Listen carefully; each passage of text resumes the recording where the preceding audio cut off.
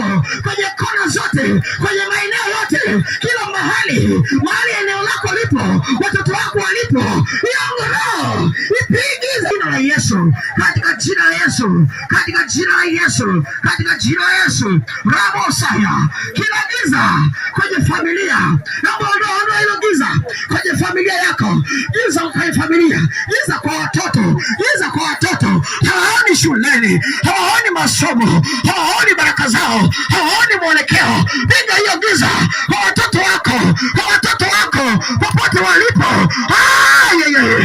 Rabosata yakarabobobo karia kapapa baba zikareboshata raboshata raba ekaria masata.